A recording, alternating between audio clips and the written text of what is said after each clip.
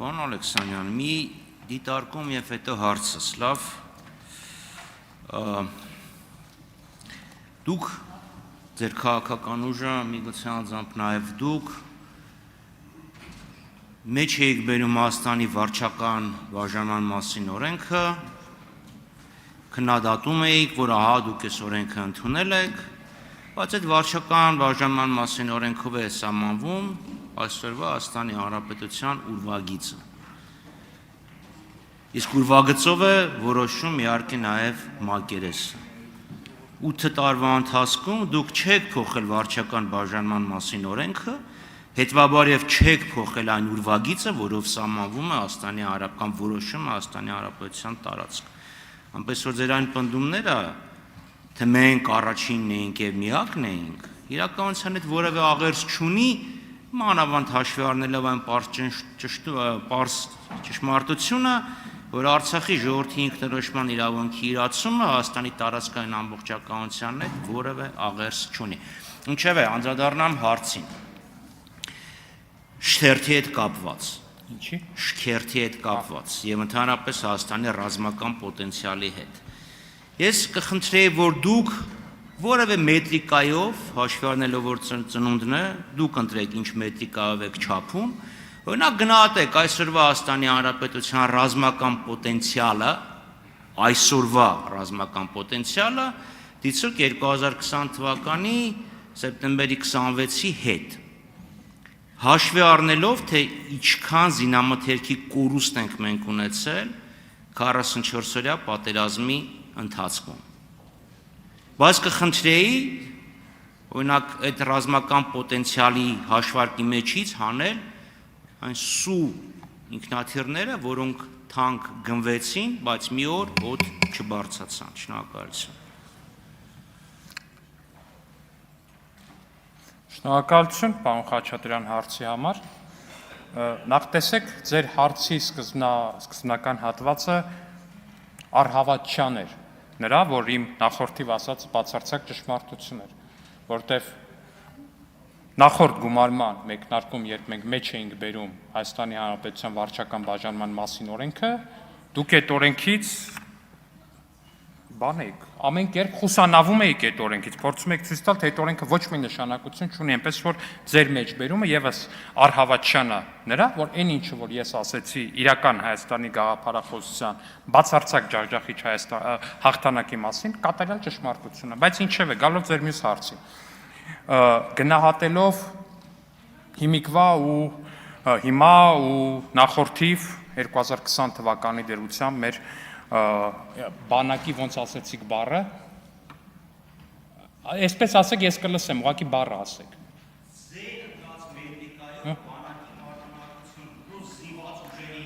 Պարոն Խաչատրյան, ես միանշանակ կգնահատեմ, չեմ կարող կոնկրետ թվեր ասել, որովհետև նախ դրա փորձագետը չեմ ու դրա համար հատուկ ինստիտուտներ կարող են։ Մի ամբողջ ինստիտուտ է պետք, որպեսզի նման ամբողջական գնահատական տա, բայց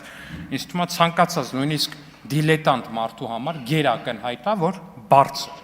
շատ ավելի բարձր է հիմա մեր բանակի մարտունակության մակարդակը, քան դրանից առաջ էր, որովհետև պարոն Խաչատրյան, կներեք, բայց ձեր մյուս խմբակցության իշխանությունները մեզ ժառանգություն էին թողել բանակ, որտեղ որ, օրինակ դեռ օգտագործման ու ծառայության մեջ էր 1930-ականներին արտադրված KS-19 հրանոթներ։ 30-ականներին, պարոն Խաչատրյան, հիմա ասում եմ, մենք ունենք ու ցուցադրել ենք հրետանային համակարգեր, որոնք ունեն ու որոնք համարվում են առաջատար ՆԱՏՕ անդամ առաջատար պետություններում։ Ես ասենք տոննայով զենքի մասին չի խոսք, էլի։ Իհարկե կարակ ասեք, որ զինամթերքի կորուստ է եղել, էս է եղել, այո, իհարկե եղել է։ Միանշանակ եղել է։ Բայց խնդիրը գիտեք որն է, որ հիմա դարը փոխվել է։ Եվ հիմա այդքան քանակը չի էական, ինչքան որակն է էական։ Որտեվ այսօրվա դրությամբ օրինակ ռուս-ուկրաինական պատերազմը մասնավորապես ցույց է տալի, որ տենց 5000 տանկ ունենալը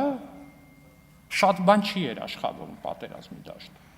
Տեխնոլոգիան է առաջնային հիմիկվա բանակում, պարոն Խաչատրյան։ Եվ ես լիահույս եմ, որ այն տեմպը, որ մենք ունենք հիմա մեր բանակի տեխնոլոգիական առաջընթացը ապահովելու առումով այդ տեմպը կշարունակվի, բայց սուերը չեմ կարող հանել հաշվարկից, ինչու՞, որտեղ այդ սուերը հիմա կան, այդ սուերը հիմա սպառազինված են, օդ տեսակի հրթիռներով եւս, ու ամեն ինչ նորմալ է այդ սուերի հետ, պարոն Խաչատրյան։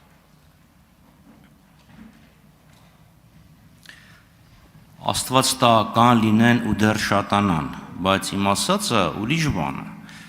Լավ, մենք մի քանի միլիարդի զենք կորցրեցինք պատերազմի ժամանակ։ Այսինքն մեր ռազմական պոտենցիալի էական անկում ունեցանք։ Եվ այս 5 տարվա ընթացքում, որպեսզի դու կարողանաս Ադրբեջանի հետ նույն մակարդակի վրա լինել, նկատի ունեմ թեկուզ մակարդակների ինչ-որ տարբերությունը պահես, կամ դա կտրես, որտեվ իմ գործընկերը ցույց տվեց, որ բյուջեն ավելի է պակասել, այդ ներողություն տարբերությունը բյուջեների մեջ ավելի է մեծացել։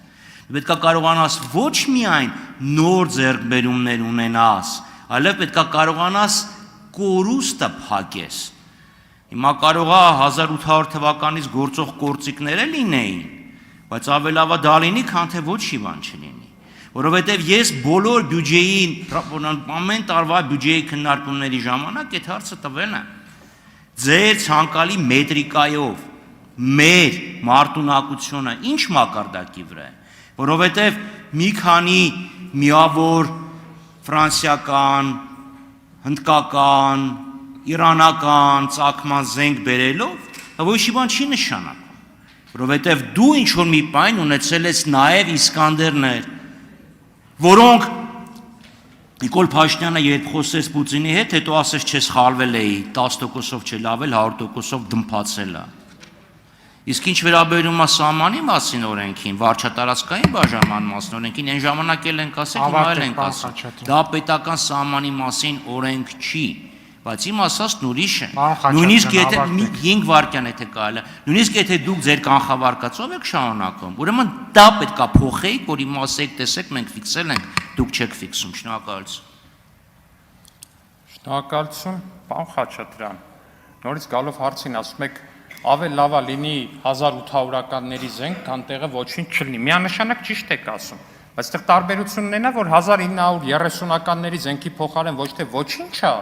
այլ այդ զենքի փոխարեն ժամանակակից զենք է։ Պարոն Խաչատրյան, Հայաստանում արտադրվող անօթաչուներ են, պարոն Խաչատրյան, Հայաստանում արտադրվող հետախուզական, հետախուզահարվածային անօթաչուներ են, պարոն Խաչատրյան։ Դա կարևոր է, սուերը դուք սարքել եք մի չգիտեմ ինչ պատմություն, ասում եք այ տեսեք, իրանք սու էին առել, բայց հրթիռը հետը չկար։ Բա պարոն Խաչատրյան, բա դուք չգիտեք, որ երբ որ զենք ես առնում, միջև ամբողջ լրակազմը ձեռք ես բերում, դա տևում է ժամանակ։ Այ եթե դուք ձեր խմբակցությունը,